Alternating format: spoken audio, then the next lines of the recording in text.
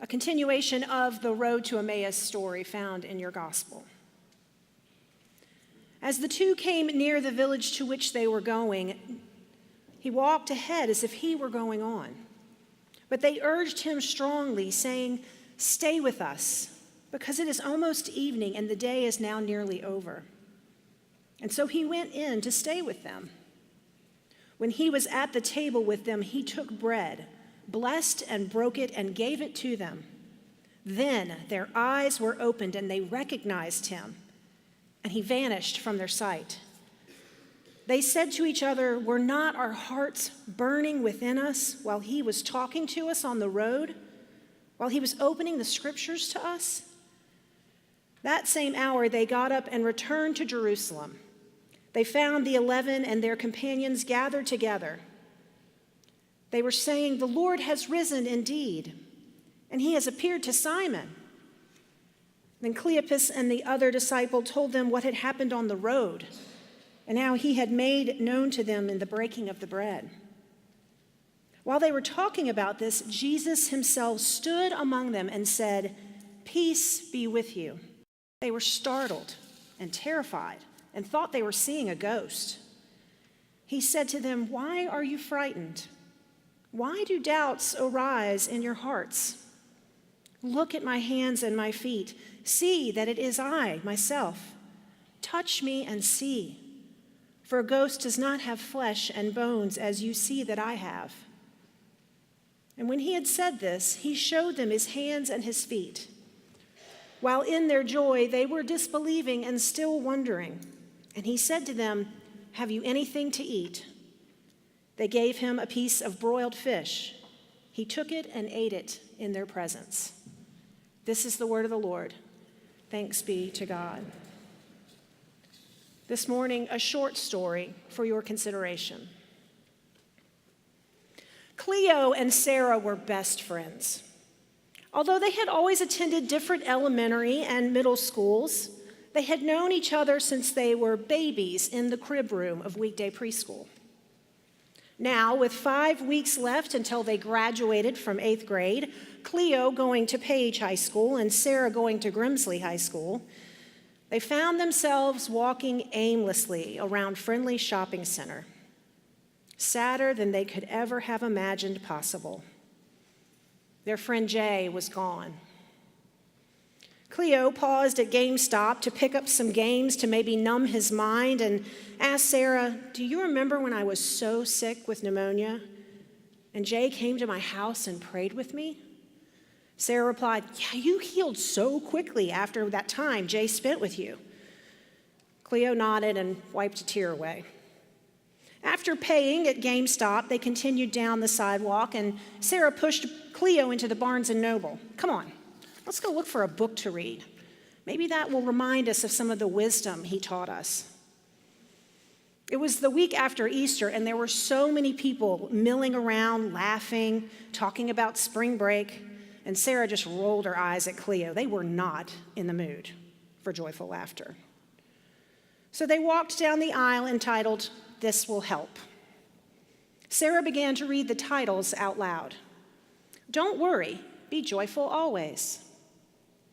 Or another one, "Doubt is an insult to God, believe always." Or another one, "Those who believe never have unbelieving days." And Cleo went, "That's too bad, because I'm having lots of unbelieving days." "Sarah, why did he have to go?" Sarah read another title out loud, "The Top 10 Ways to Forget the Past and Move On in the Future." She said, "I don't want to forget the past, not our friendship with him and the bonds we made with one another. I don't want to forget him. Remember when he came to my house and just listened when my parents were going through their divorce?" Cleo threw a friendly arm around her shoulder. "Yeah, I remember. He was an amazing listener. He always reassured us when life seemed its bleakest. There was something bigger that we couldn't see. But man, Jay could always revive and deepen our spirits when life was awful." They left Barnes & Noble and made their way over to Pyology, where some of the friends were texting about meeting up to grab food. Cleo remarked, "How can they hang and eat My stomach hurts so much thinking about never seeing him again.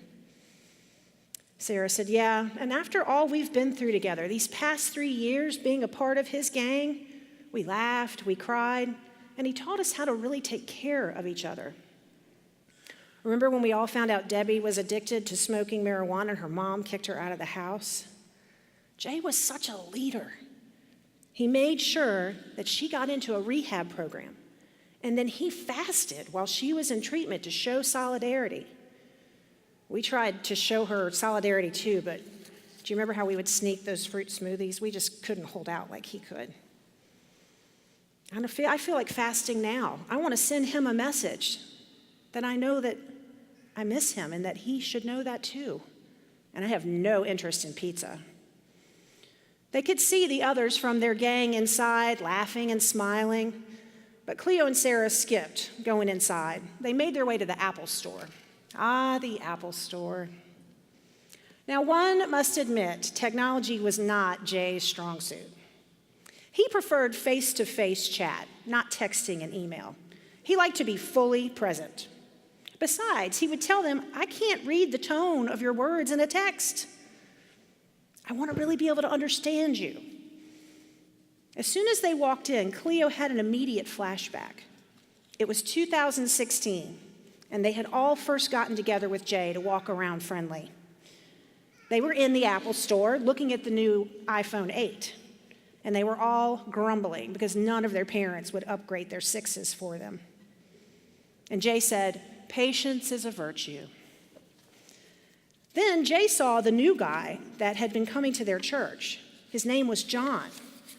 John and John's family were new to Greensboro, or Greensboring, as they like to call it. John was in 5th grade, and his parents had chosen to kind of live a little bit further out. And although they came to worship every Sunday, John wasn't connected to Cleo and Sarah and Debbie and all the others. And Jay just walked right up to him. Cleo watched. He was so at ease talking with John and John's family. He brought John over to their group and introduced him and kind of nudged them to include him. Cleo was always impressed with Jay's ability to break down boundaries and barriers and build up friendships. He shook himself out of his flashback. How were they going to continue?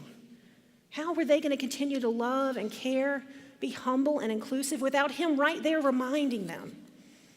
He loved everybody. He loved them and he loved their flaws. He cared about all the people that he met, and he encouraged them to do the same. It seemed impossible to continue to believe that they could be what he had called them to be, his followers, his disciples, his friends, without being able to see him, hear him, touch him, and remind themselves he was the real thing. It seemed unrealistic to believe that now that he was gone, that he was the real thing. Wasn't he the one who was supposed to show them the way? The last few days had been horrific. Jay had suffered, and they had watched. It was surreal. People could be so cruel. Why would people turn against him? What did that mean? Wasn't he the one that they had waited for? And if not, what did these last 3 years mean? Nothing? Surely it couldn't be nothing. He'd opened their minds to understanding who God was and who they were as God's people. And the new understanding that the most important thing for them to do while on this earth was to love God, to love one another, and to care for others. All those other rules and things about society having a good image and money and a big house and cars and trips, Jay said none of that mattered. What mattered is how you live from the inside out. Cleo looked over at Sarah, and she looked right back at him. She knew what he was thinking. She was sad. She was afraid. She had doubt too. So they decided that they needed what was most needed at all times: Chick-fil-A. It had been Jay's favorite spot to eat. So they walked across the Whole Foods parking lot, and this stranger came up alongside them. In a voice that was familiar and gentle. The stranger said, "Why are you so sad?"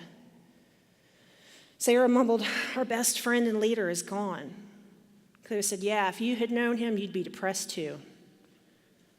The stranger shook his head and placed his hand on Cleo's shoulder. "I'm so sorry."